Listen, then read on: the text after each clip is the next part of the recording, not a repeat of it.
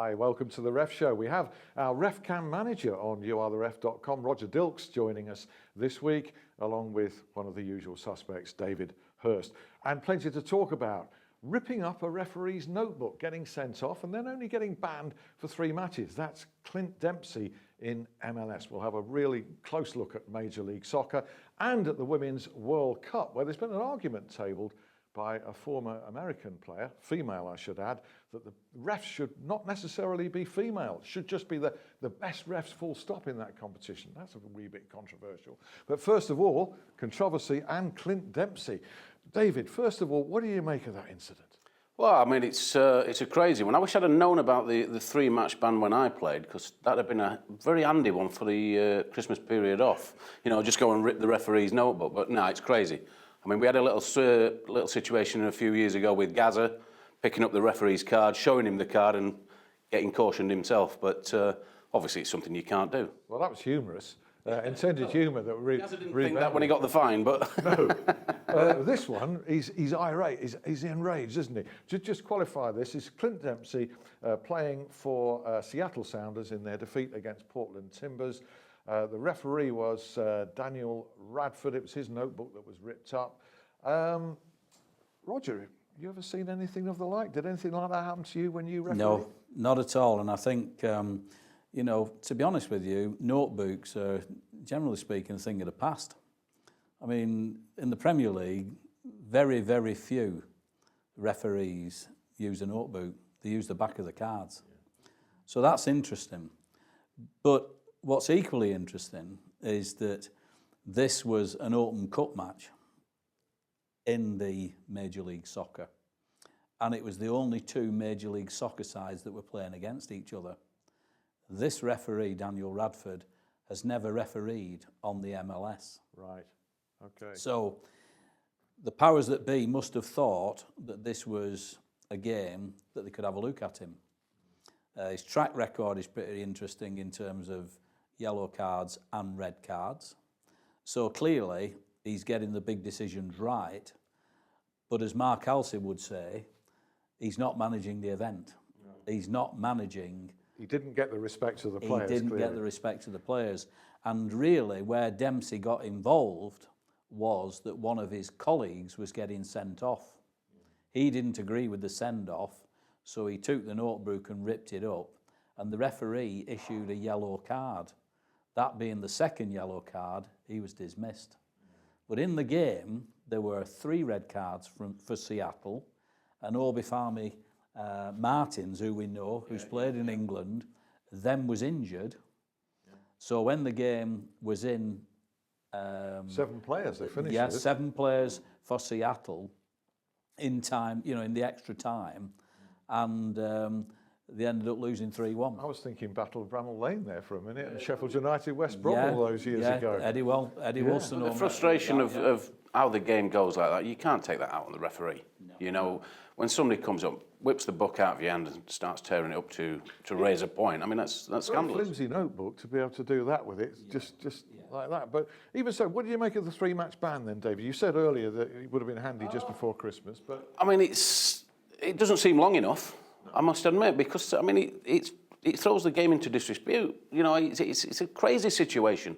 I think he's got away light with the 3-match ban. You know, that is technically the sending off. You know, he's not actually being punished for the actual situation. Yeah. What do you think? What would have been a fairer or a more realistic ban for that? Well, I think that in itself is a red card offence. Mm-hmm. So I think if he's got a caution beforehand and a red card, then it depends on what his previous disciplinary record is.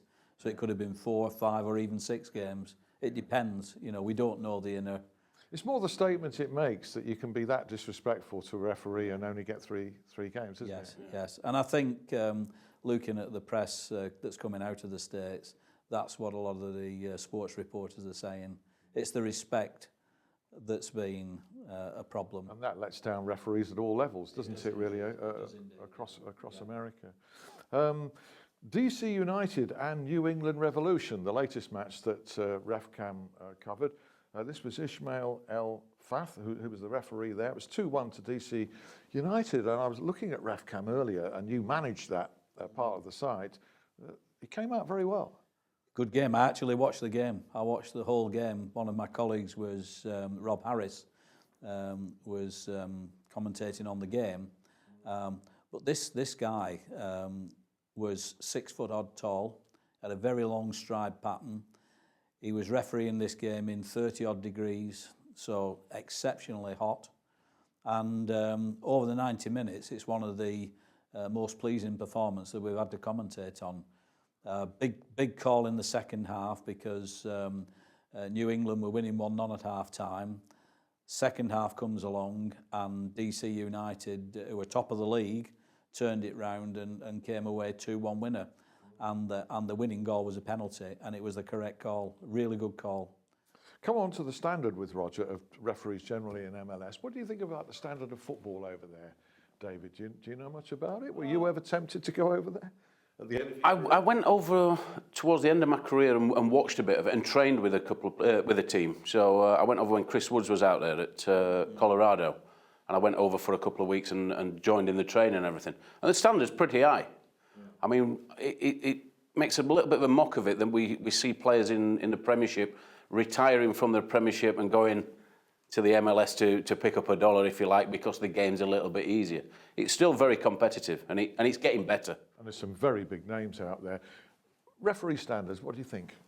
I think, first and foremost, Keith's mentioned on this programme several times the input from Peter Walton and Paul Roger. And certainly from a technical point of view, these guys have had a tremendous influence on the refereeing standards across the water.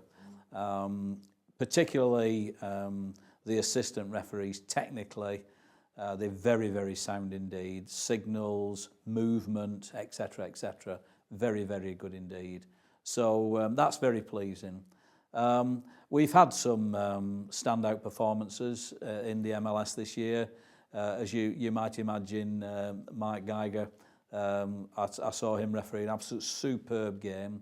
There was another guy called Chris Penso, who I thought was fantastic, as Ishmael last night. So we have had some standout performances. I think one or two concerns that colleagues have got is possibly the aggressive nature of when they're showing yellow and red cards. They tend to be throwing them at them. In your face. In your face. As a player, how did you feel about that? Well, there comes the disrespect again. You know, you've got to show a little bit of respect to the player as well when you issue in the cards. Yeah. You know, because you're expecting it back. So, absolutely. Yeah, it becomes a little bit. I used to call it a little traffic warden syndrome. You know, where you couldn't talk and they're brandishing it in your face, which is for everyone to see, not just yourself. Yeah. Comes with experience, I suppose. Well, it does, and David's just hit on it. It's a communication tool. So it's telling everybody in the ground what you're doing. It's nothing more than that. So to be aggressive and throw it in the face of a player is the easiest way to get disrespect. So that's something that I'm sure that Peter and Paul will be actually looking at. But generally speaking, overall, we will always have mistakes in football. Everybody makes them, players, referees, etc., etc. But in the 15, 16, 17 games we've done this season, then we've been pleased. Are the Lampards and Gerrards, when they go over there, are we going to have to watch out for anything in particular, or treat referees in a different way, or expect them not to be as good, or what? Well, I think the playing surfaces, because a lot of these pitches are artificial, but the standard of the playing surface is excellent. So they're going to have to get used to playing on those. I don't think there are as many cynical challenges in MLS. So I think that's, suit them. I think these guys are fantastic passers of the ball, and the better teams pass the ball well. They move and pass and so forth. And therefore I can see Gerrard at LA Galaxy being a big favourite. And we obviously know that Lampards are going to New York City, and both play each other. Those two teams play each other in the very near future. So it'll be quite interesting to see how they both settle in. We'll look out for that. And we'll talk in the second part of this week's Ref Show about the Women's World Cup. We'll talk about how England's Natalie Aspinall is faring there. We'll talk about some outstanding performances, but also one or two that could be considered substandard. So there's a debate going on, and it's led by a former female international player, about whether it should just be the best referees in that tournament, full stop, regardless of gender. We'll just kick that one around. Join us for that. See you in a bit.